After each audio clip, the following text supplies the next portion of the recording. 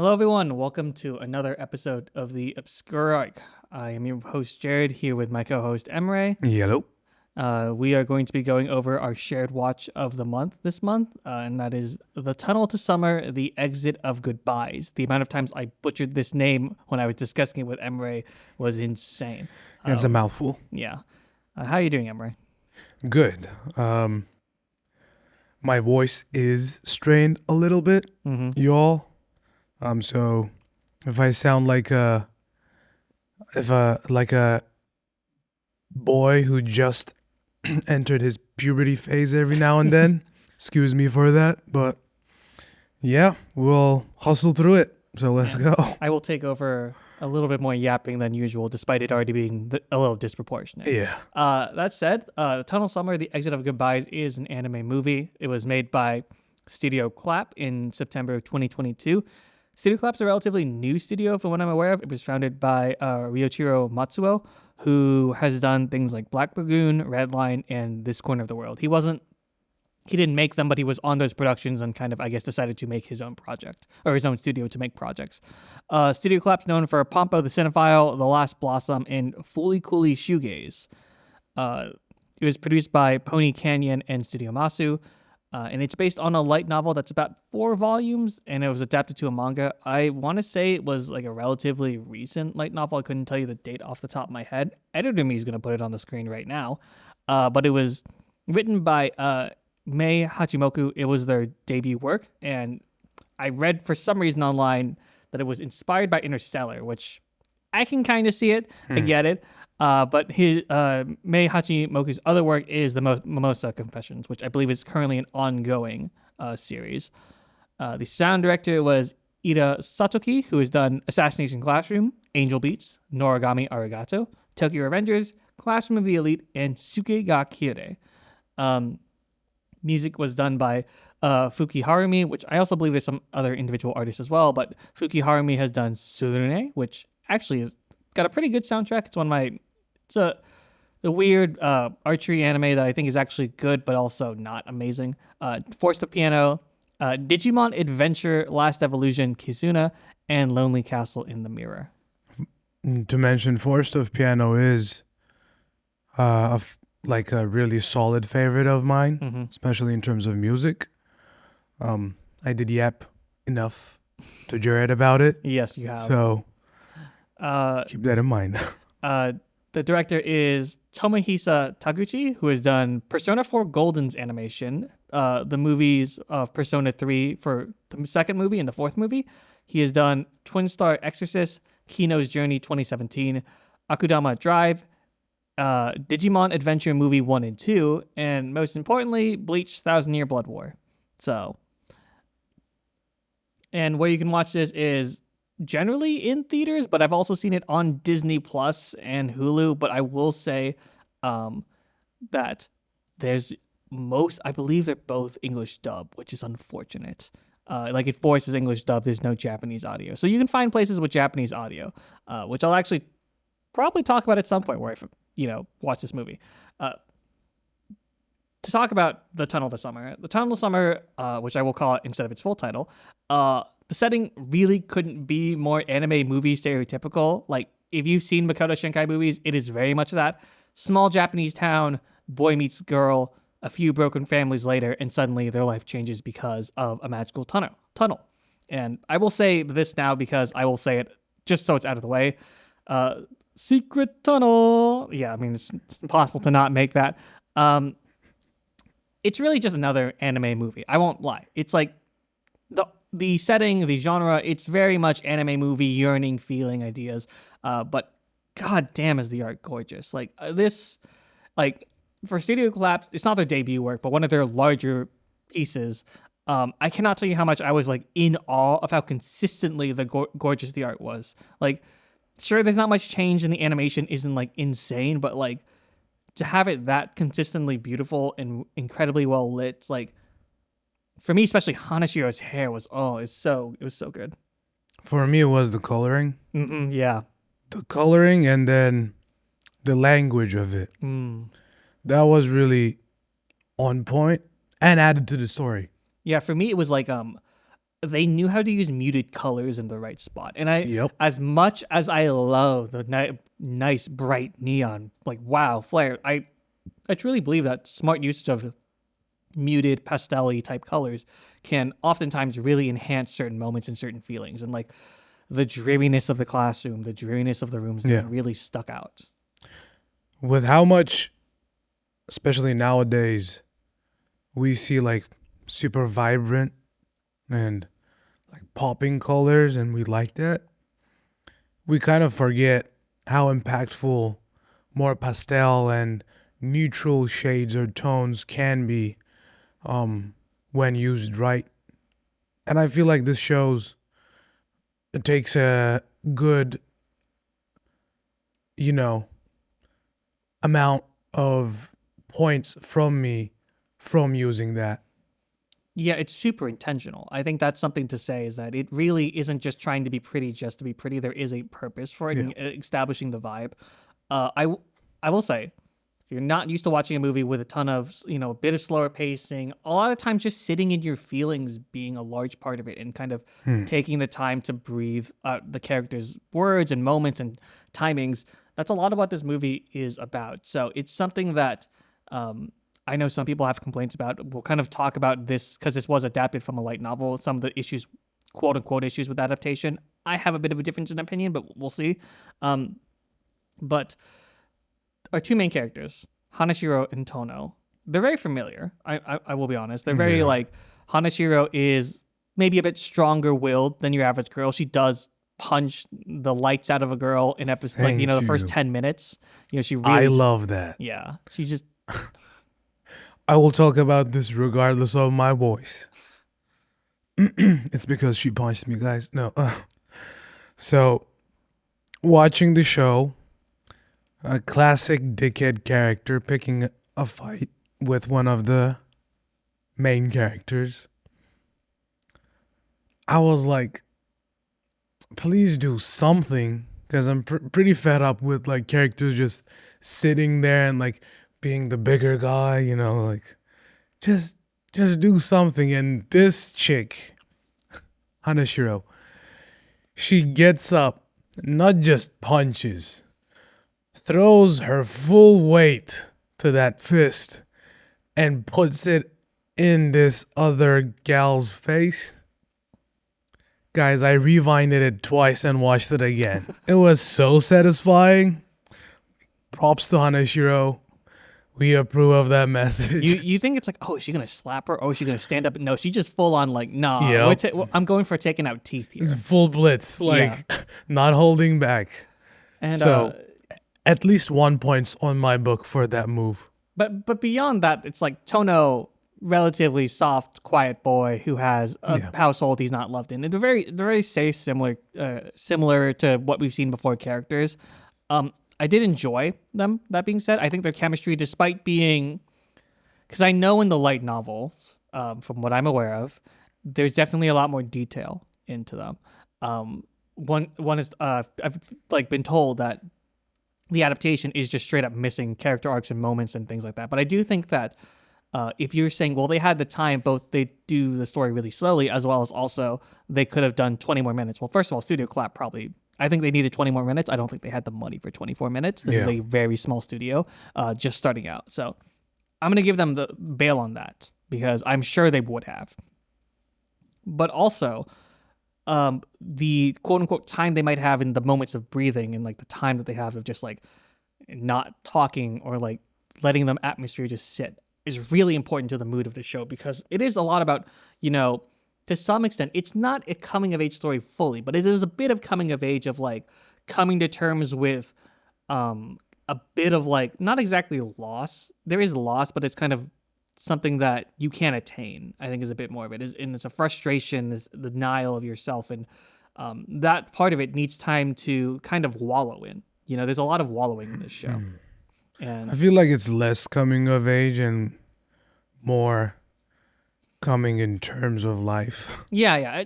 It's not coming of age in your stereotypical coming of age, but if someone called it a coming of age, I'd be like, you're not wrong, but it's not your typical coming of age story. However, I do think it's a bit too cleanly paced. Like a lot of the scenes are very distinct from each other and they don't flow as natural as I would love. I think all of the scenes individually are actually quite good. I really enjoyed a lot of the scenes, but I don't think that the through line and the like a bit of the theming and motifs really connected the story as a whole. And some of the transitions were a bit awkward.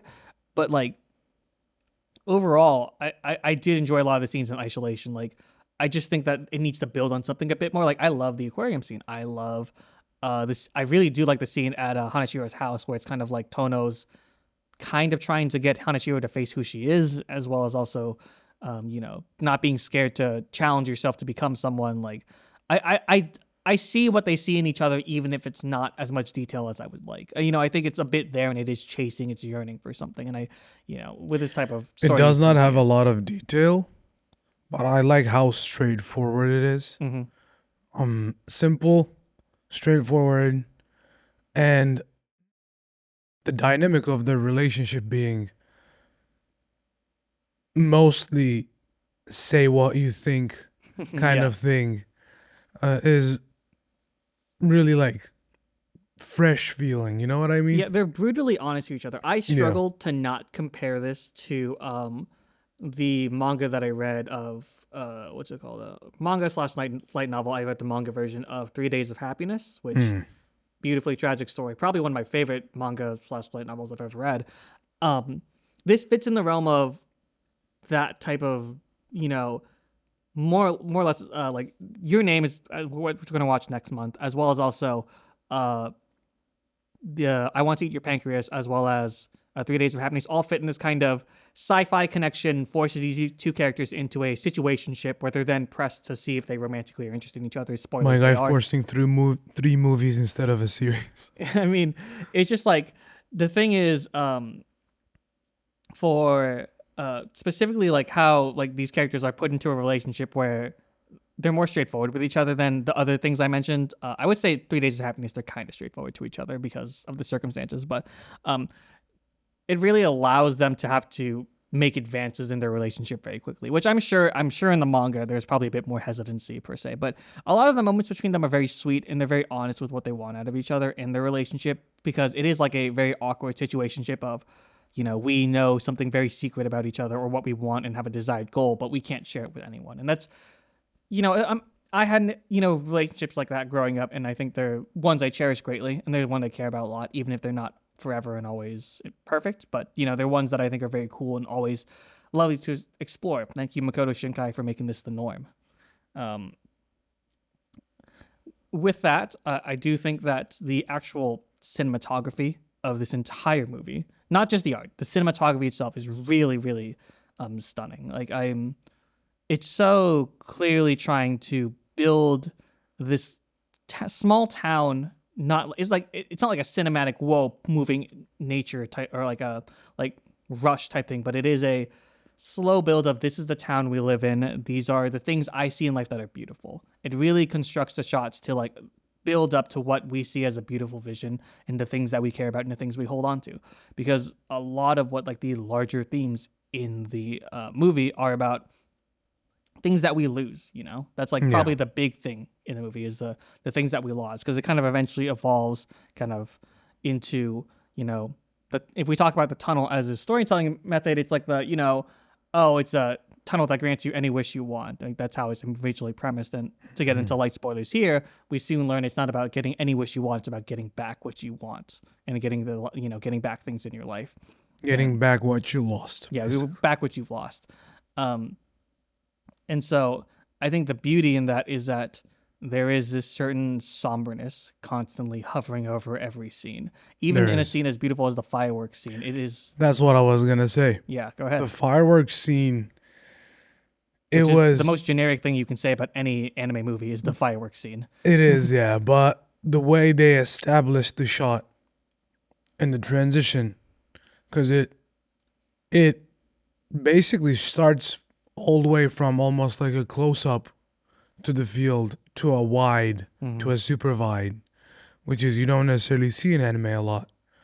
And then within the scene, the characters, how they approach it, how they interact with each other, like you said, there isn't as much as that, oh wow, so beautiful.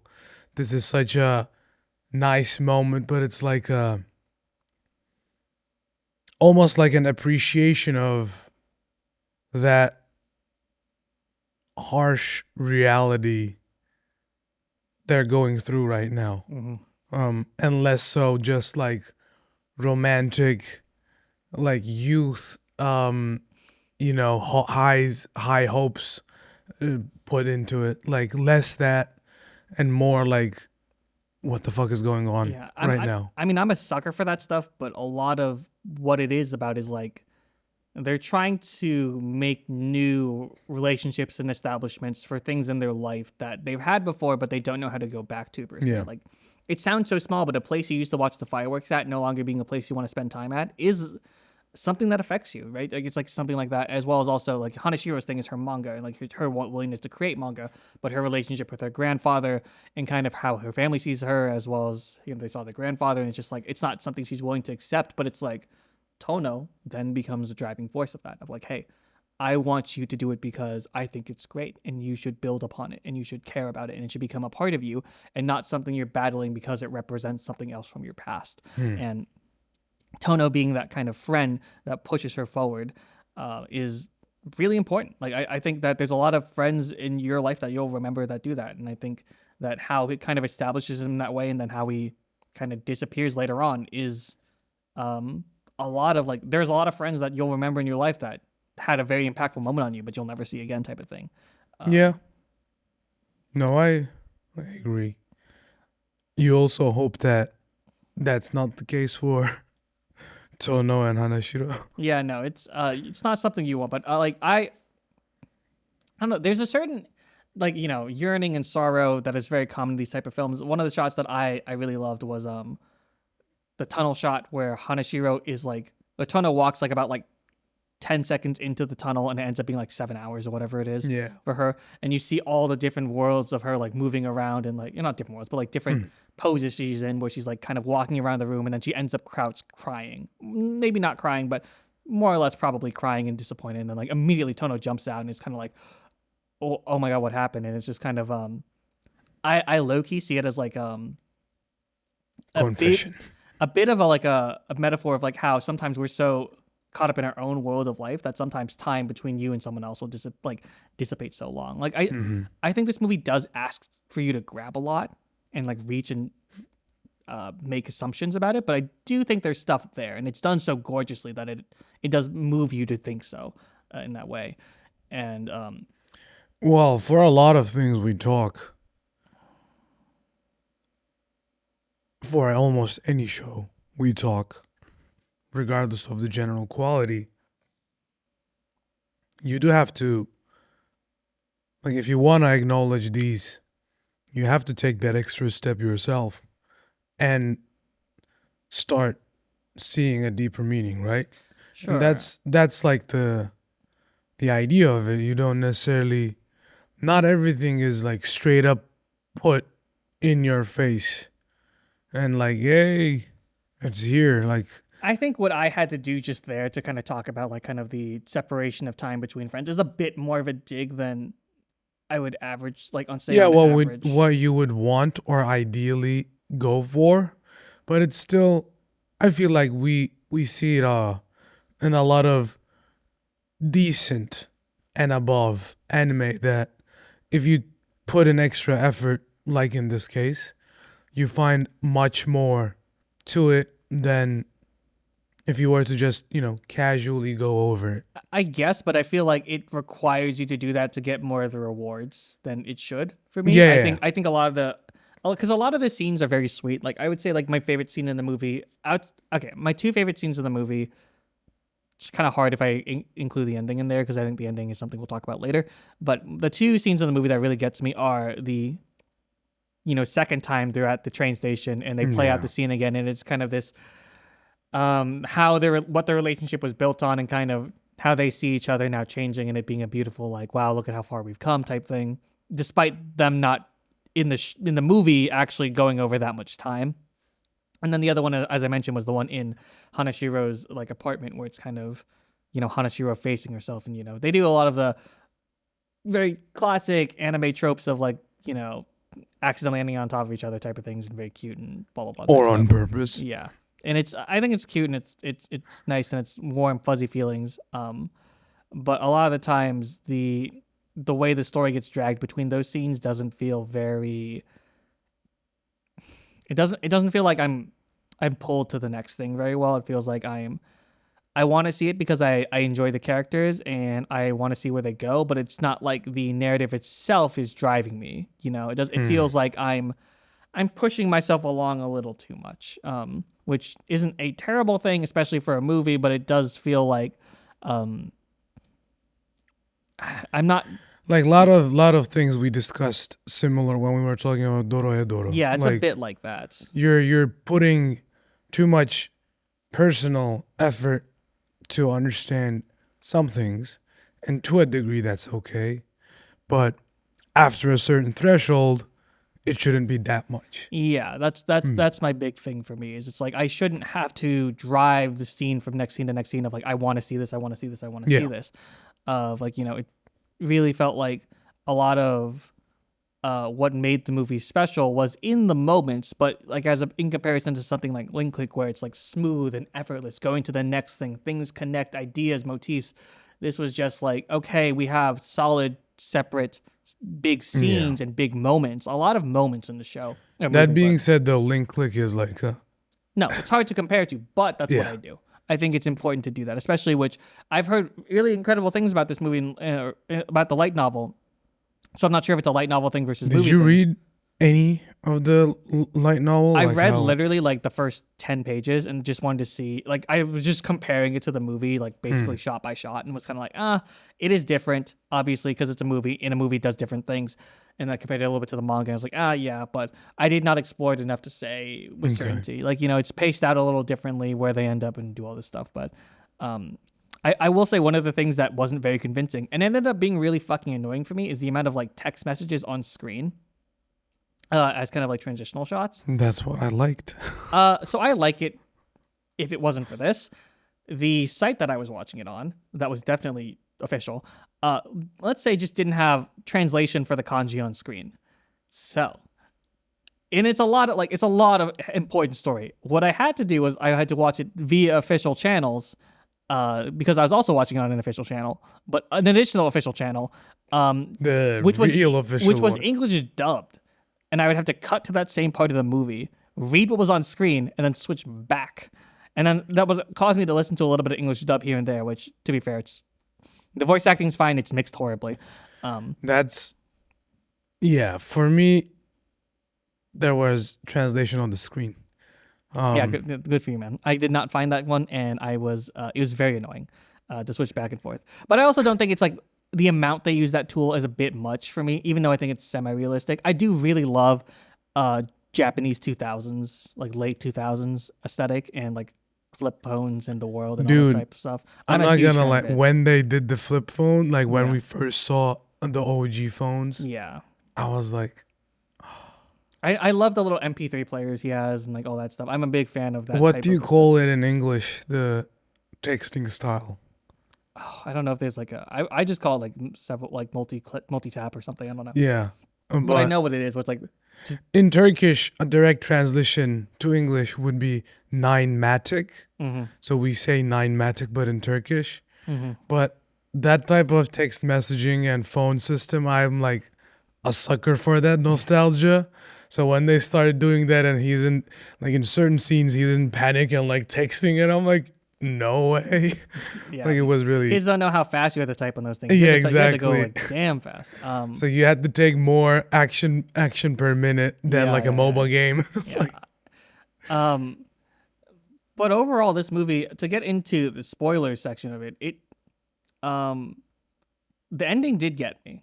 I will say it did. I was about at the hour in, and kind of right as Tona's about to leave, and like I'm like I kind of all saw all this coming, and I've seen most of this coming, but I think the ending with Hanashiro and Tono, where it's like Tono starts getting the text and he realizes what he wants, and kind of what he wants is not the things that he lost, but it is the things that he could have built upon and the things he cared about, is Yeah, it definitely was like seeing the you know I've literally done this where you text a friend that you haven't talked to in like maybe 10 years and you don't know if they're dead or alive, and you don't get a Hmm. response of like, hey, I'm doing this now, I'm doing this now, I'm doing this now. I'm like, it's a very touching, real emotion of like wanting to connect with someone but knowing it's not there. Like knowing you're sending a text to like an empty inbox. Like that's there's something very beautiful about that to me. I don't know. There's there's a beauty in the kind of sorrowness to it, Yeah. I'd say. Um, which I do agree. And it's a huge driving point for the ending, Mhm. in this case. Cause literally for the I'd say last 10 minutes, it's give or take what's you're dealing with. Mhm. But they execute it really nice. Like they give the emotions really well. Through Hanashiro and what she's going through on her end, while Tono is in his like ideal or like imagined world. So that part, it I feel like it would like touch to everyone who is watching it on like a more emotional Yeah, level. the connection yet a disconnect, Yeah, of like it kind of made him question like what am I doing with my life? I'm not making exactly. progress. I'm not doing something that I should be. And he also forced him to take the next Yeah, step. he's not moving forward in his life despite Yeah. him encouraging Hanashiro to. I really wish that I wish Tono had a bit more drive in his life, honestly, or like something that he was suppressing a bit more than just his desire for Karen, because like you could argue that his two emotions are Karen and Hanashiro. I think, and I don't like my dad. I think I wish there was a bit more to him. I think Hanashiro as a character is a lot more interesting because of how strong-willed and stubborn yet weak she is. I love She the way packs that a she. punch. I love that Hanashiro was like, I hate Tono how you're like, or not hate, but that she was like, I'm so jealous that like you're someone who can fully commit and be willing to sacrifice everything, and I can't. And I'm just like, that's such a real raw emotion of being like, I hate that I see someone who's got something that I don't have, not something physical, not something, like important to your life, but just a skill or a talent or this resolve that I don't have. And it just I don't know, Hanashiro really touched me as a character. I think despite, not having enough detail in certain regards, I think her overall arc of being someone who knows what she wants but scared to chase it is Hmm. that's I think something a lot of people can She relate is, to. yeah. I feel like she's very real, as in how her personality is for a lot of people. And what she thinks of her situation too, when you Mhm. think about it. I She's feel like, shockingly objective about yeah, herself. I feel like a lot of young people, which every human being in existence at some point, Is young. um, goes through similar processes, right? As in like thinking that way specifically, not just being young, like, but as like questioning Hmm. certain decisions, trying to take bolder steps, and disagreeing with their family Yeah. for wanting to take that step. So she's a very real character where Tono is like that in certain ways as well.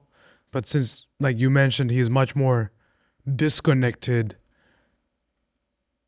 at some or not like in certain moments he feels kind of like like a shell, Yeah. where like he's there, he has all these emotions and thoughts, but within that moment he's just existing, Yeah, and that's about it. I think with Hanashiro, we truly see her waver and have a bit more Yeah. somberness. And like, I think some of the cutest stuff is like when she's like waiting um, for Tono to finish reading and she gets all excited and she's happy. Whereas with Tono, he's kind of like, we know he's sad about the loss of his sister. We never feel we feel it a little. Don't get me wrong. We do feel it a little, but we don't get to feel of like, we get it. Your dad's an asshole. Your mom left, but we don't get to feel how does that make you as a person change your life. It's kind of just like I'm dejected and step So back. the biggest issue with that, right?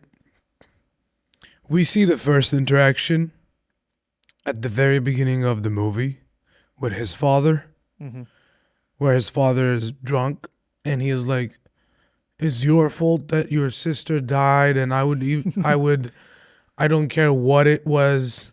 I'd be okay with you even trading your own life and bring her back, but I'd want her back." Hmm. Which is a super messed up, fucked up thing Tono experiences, but it's the only moment we see about his whole mindset and where it comes from, and nothing after that.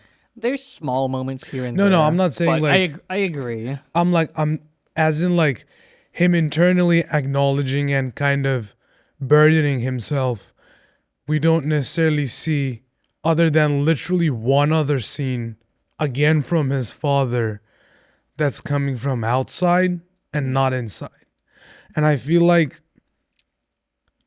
in a lot of storytelling, even if it's not as um like long or like well elaborated, seeing more than one or just two outside world interactions like that helps more to the audience, so that we can establish, yes, like he is being burdened by all this stuff that's still happening on top of the things that he told us happened. You know what I mean? Tono doesn't really grow in this. He kind of just has a sprint at the Yeah. end to change. He doesn't grow. He doesn't waver. He's just kind of, I know what I want, but I know Hanashiro isn't ready for this. And like, I think the way they spend their time together, it's very cute and all this type of stuff. And I do believe that their dates are enjoyable if they were in the context of them growing more as characters. Like, again, I like a lot of the ideas. It's just missing things, you know? And it's missing parts of it, not just details. Don't get me wrong. I think even with the details that might exist in the light novel, um, I would struggle to say that Tono is a character that fulfilled me. Because I think overall his identity. Shots fired. I think overall his identity is focused on, you know, making his family work and making Hanashiro become the best person she can be. And I think those are great, but I do need to see a little bit more about that and maybe a bit more of even just the sorrow, which we know exists within him. I don't know. I think that his lack of. I'm shocked that like both of them really don't waver on the tunnel at all. It's kind of like a. I don't know. They just truly, fully believe into Yeah. it, which I It's guess, there yeah, and we'll use it. yeah. I think that there's a lot more. Um, there's a lot more to be explored in what could have been done, just in general, which again could come from details from the light novel. But I think a lot of it would come from as well as a bit more points of focus. Even if there's more details, even if there's, I know there's a whole side character that's not really a part of the story, but even with that, I think a lot of it does come down to Tono's relationship with Hanashiro is very one-sided, and I think that's kind of in the nature of the storytelling. And I do believe that it needs to be at least I need to see Hanashiro disarm Tono a bit more, even if it's making the ending a bit longer, doing something, or just there needed to be something that made me go, wow, I understand Tono's growth, because I felt like Hanashiro was the only one who got to participate in that. He's butchering the anime because I can't talk, y'all. I don't even think that's. No, I think that's just- completely fair. I think No, that I'm just I kidding. enjoyed the movie. One thing I want to say that is a negative from me. Oh my god, surprise, surprise, crazy. Is the trees, bro. Oh yeah, As beautiful and well done the visuals in this anime, the trees inside the tunnel, and more specifically, the goddamn crystals yeah. on the trees, that disturbed me so much. And it disturbed me more because like it's not necessarily, it didn't disturb me because there are fucking diamonds on the trees or whatever. it disturbed me because I couldn't understand what the heck they were. I thought it was supposed to be more like a mirror and a reflection of yourself. And I thought they were pictures of people's like lost history Yeah, a bit that too. that they but it's, you know what I mean? Like it's I would understand if they're a bit visually incoherent to some extent. yes, but it's also like throwing you all these possibilities, but not because of a really complex and beautifully visually created way or thing, but because it's just straight out unidentifiable, which is for me Yeah. was disturbing because everything else was really clean and nice. I mean, I guess, yeah, it's not utilized for anything too much beyond a couple of like reflection shots per se, which is mostly done also with the water. Yeah. I don't know. I would say that's not that. Again, it's not. Didn't I really. really didn't enjoy, man. Like I am someone who is easily visually pleased, as in like if it's something done Yeah. nice, like that will have a huge impact on me. But then when some certain details within those good things are actually bad, or wouldn't not even say it's bad. not bad, but maybe not as well executed as everything else, because this movie, if anything, is really well done on visuals, so and art. So like all of it, like 99.9% being really good, and then that part being like whatever, kind of throws me off more than if everything was mediocre. The thing is, I don't even really agree with your point of it being that weird. I don't know. I thought it was fine. Like I didn't. Again, it's visual aesthetics. I don't think it was okay. I do want to be able to identify what's on the tree if it's playing an important part to the story, which in this case it is, and it should, because I mean, the lack of detail we have in the story. So if you're putting it there, Yeah, I think you could say it could have been a more useful Yeah. narrative tool. I don't think it in itself would, like, if other narrative tools were being used more, maybe. But I think Yeah. it was if other narrative tools were being used, I'm fine with that being how it is. The fact that it was a potential narrative tool, I think the tunnel itself is like sparse in general of detail. it is. I think it, while it looks very pretty, it doesn't But it's like the leaves are nice. engulf you in the way that I think it wanted to engulf you. So It doesn't. Well, one of the biggest reasons for that is the I goddamn don't agree gems. with that. I don't think it's really that. I think it's quite frankly that there's not stuff happening in there, which maybe it's the gems, but I do think that a lot of things could have come up in there that they could have encountered in the tunnel. A lot of things, but one thing that exists and does not I add. really don't think it's that big. Like I would not sit yeah. down and critically tell someone that is a problem. No, I'm saying so. It's a problem, as in what we talked up till this point, right? It's the lack of detail and you searching for it and finding it within those details. It's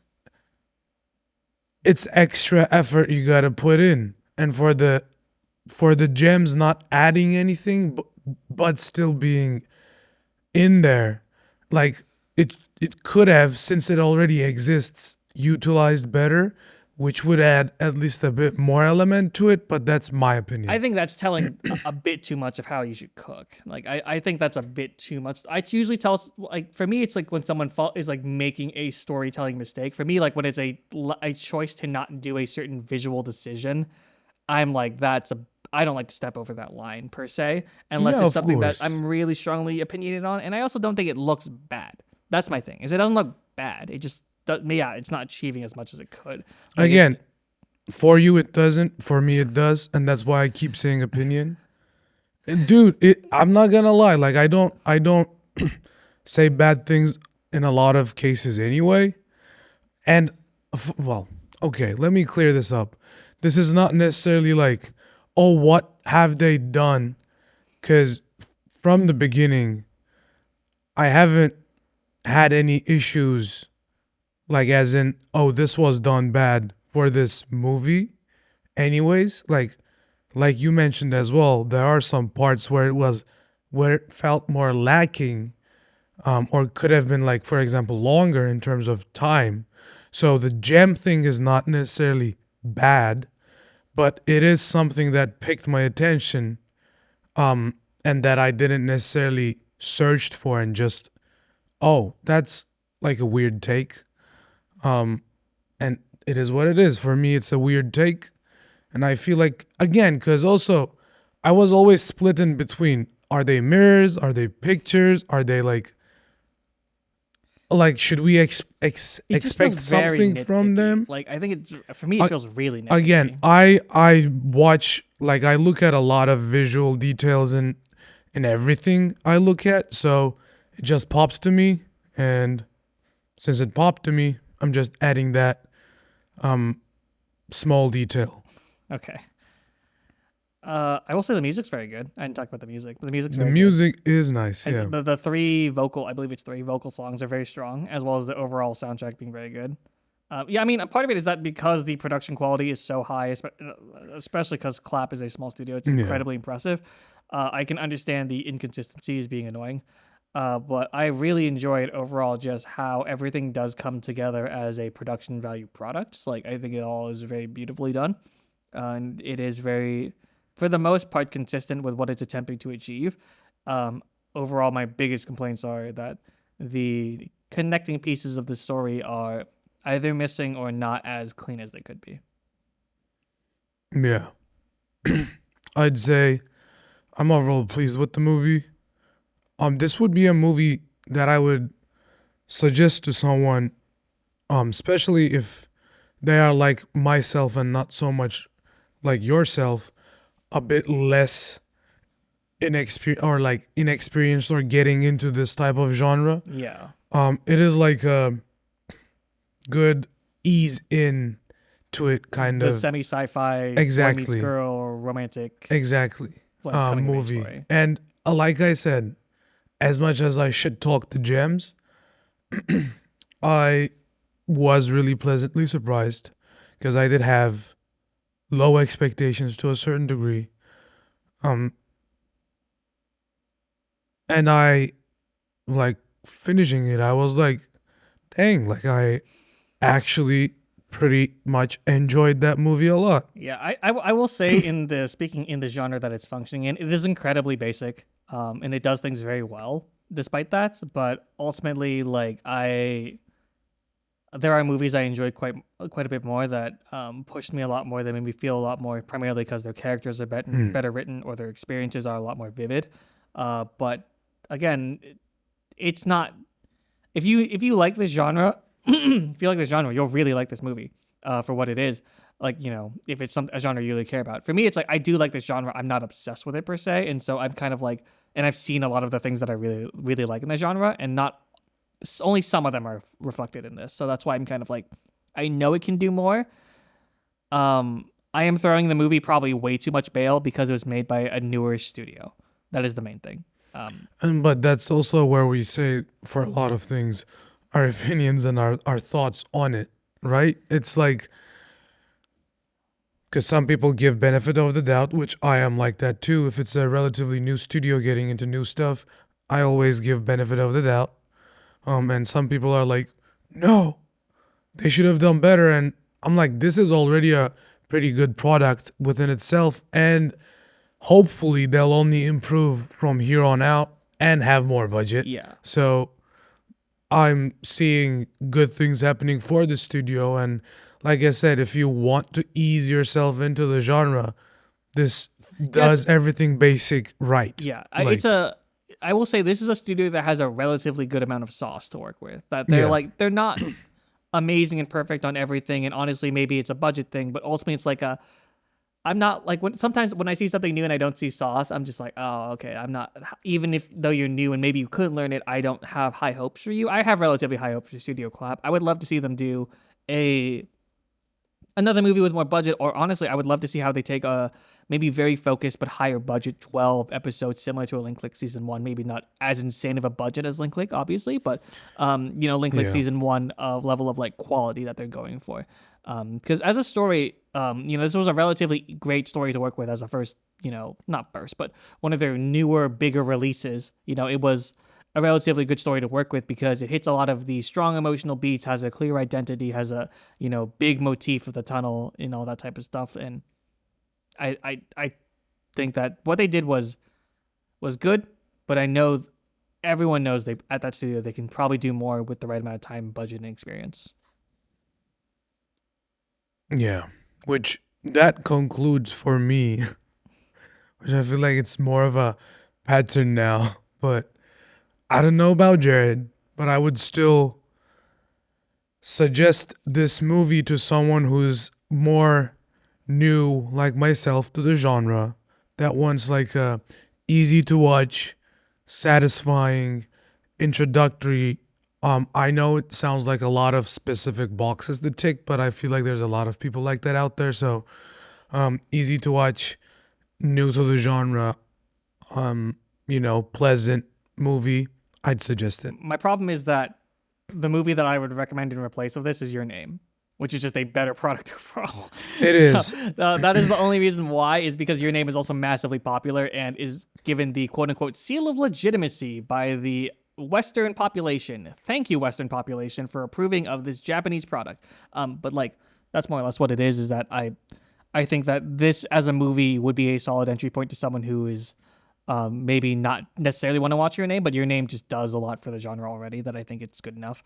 But yeah, overall, I was, the people who said that this adaptation wasn't good probably have certain valid arguments, but definitely overblown it. It's good. It definitely is missing certain things, and I'm sure if I had read the manga before or light novel before, I might be more annoyed. But ultimately, I think there was a certain cap to this story, and I think that it's not as good as Your Name, or as good as I Want to Eat Your Pancreas, which is another one that I'm a really big fan of. But it's still done at like a level that you can be proud of. Even though it has parts where it's lacking, it's by no means a bad movie. I'd say it's good. I just wouldn't feel like, I wouldn't ever, like if someone asked me if they should watch it, I'd be like, yeah, it's pretty good, but I would never go in really far out of my way to recommend it. If someone like kind of went down a movie rabbit hole, it might get up there in my recommendations, but it's never my like, go-to per se for anime movies. For a lot of things on our podcast, we never end up, oh no, don't watch it, other than Dororo, I guess, for you. An Angel's Egg. An Angel's Egg, yeah. But, and it's one of those shows again, it's nice. You can watch it. If you're as into this genre as Jared is, obviously don't. And if you haven't watched it, like if you just want to watch something from the genre that you haven't, yes, go for it. But like, it's not gonna give you more than Your Name or whatever. It's not gonna go to the moon, but you're gonna enjoy it. Exactly. And it's gonna sometimes it's okay. It's gonna get you the emotional hook, and you're gonna be like, "Damn it, I'm an emotionally vulnerable person. It got me. You got me. You didn't get me good, but you got me." Yeah. But yeah, for that will be the end of our main discussion of the summer, the tunnel to summer. But we're gonna do a quick update on our seasonal section, which we are still doing. We are not going to talk about any of the stuff in depth. I just want to mention what we are going to be talking about, or what we're watching for this season of Winter 2026. It's a relatively busy season, and it's also where we may at some point, depending on how much seasonal content we consume, dedicate a whole like more or less shared watch episode to at least get our opinions on these shows in a bit more depth. For myself, I am watching Frieren Season 2. I might watch JJK out of pure hatred. I'm really debating on it still. Sentenced to Be a Hero, I've only seen the first episode. I think it's slightly overrated, but I will watch it. I know a lot of people are watching. You and I are polar opposites, so that's on my radar. I'm going to watch Trigun Stargaze, but I'm definitely going to wait until it's done because of how I'm feeling on it currently. I'm watching Journal with Witch, which I love. People, you need to watch more josei anime. It's good for you. Please watch josei anime. Journal with Witch has been amazing so far. Yeah. I'm watching Medalist Season 1. I know Season 2 is coming out right now, but I'm going to try to catch up.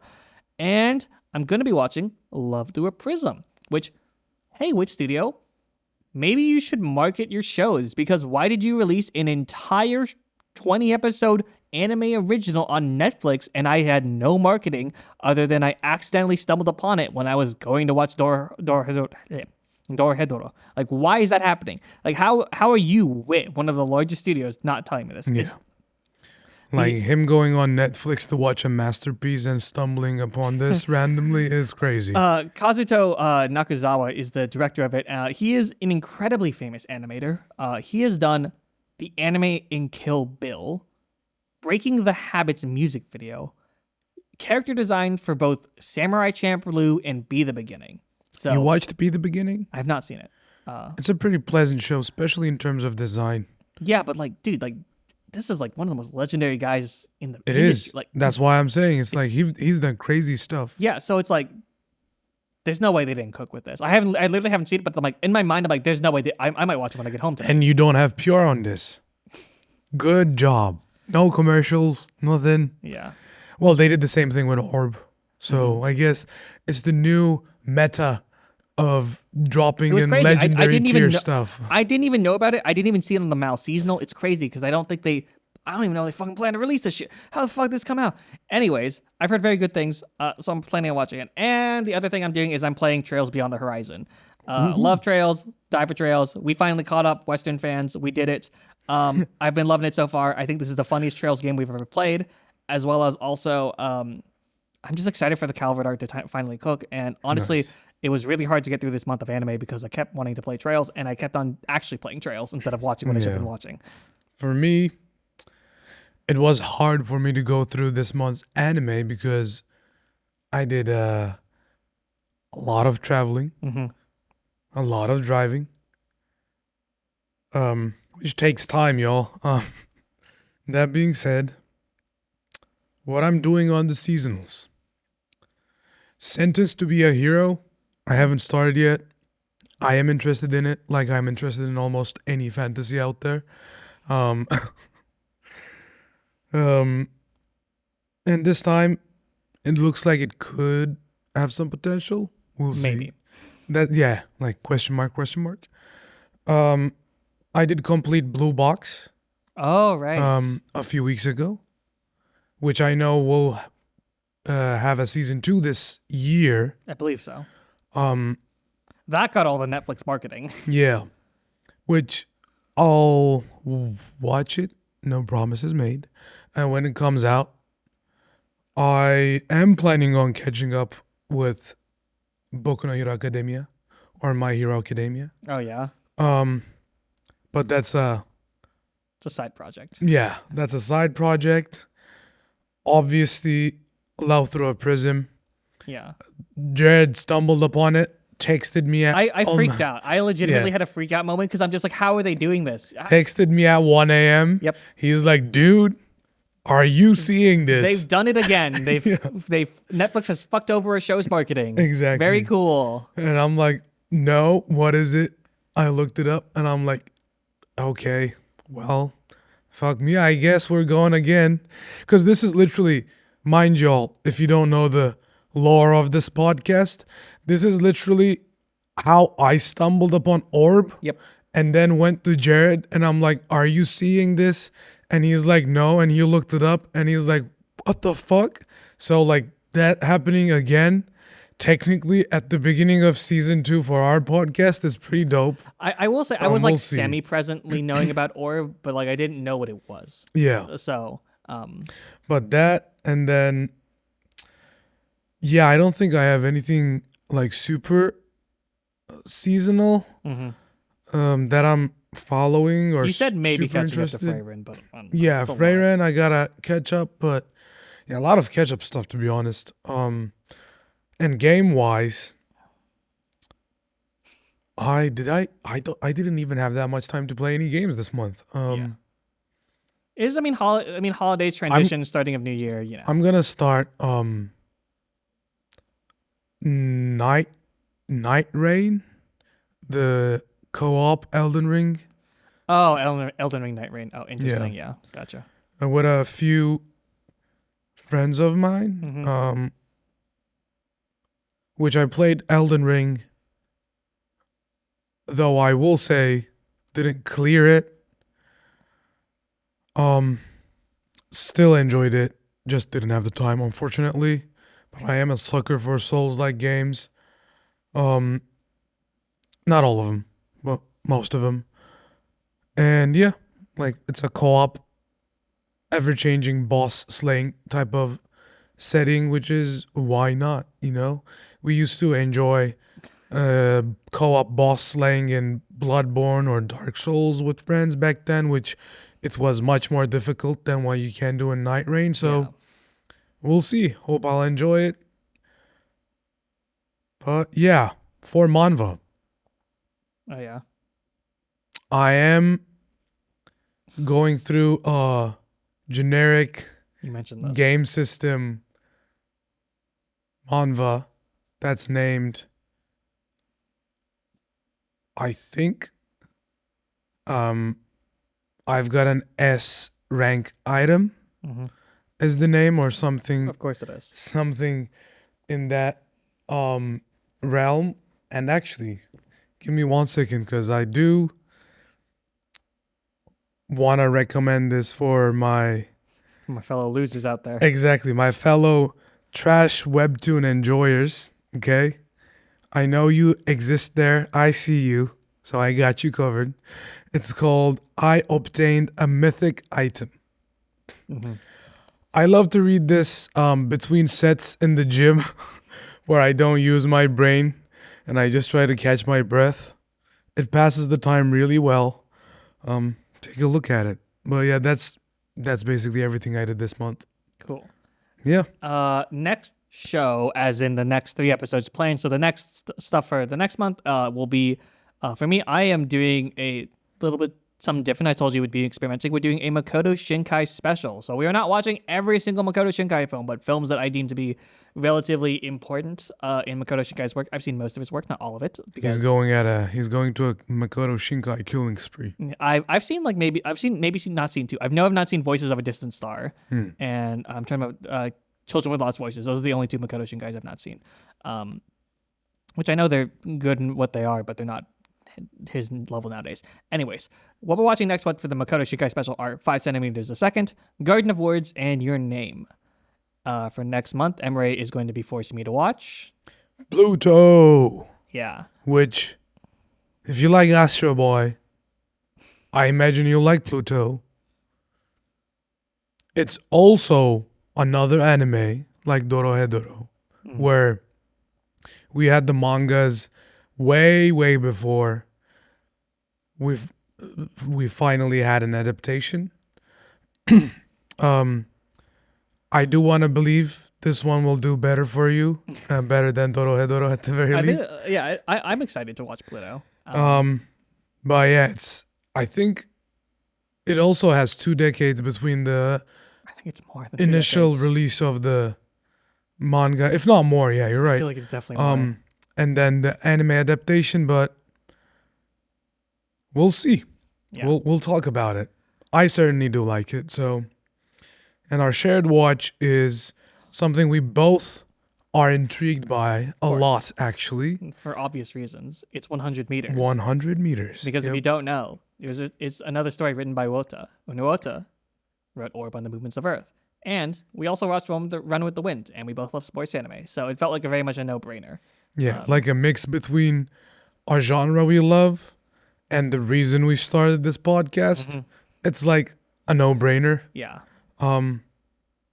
Which is also, you mentioned it prior, but the only 2 sports anime we watch being running animes is kind of funny. We'll definitely do something about that at some point. Yeah, but we'll probably watch something else at some point. Hey, if we go crazy and super long animes, I'll make you watch Hajime no Ippo. But that's another topic. So for this episode and this month, this is basically it, y'all. And see y'all on the next episodes /month. Yeah. Later.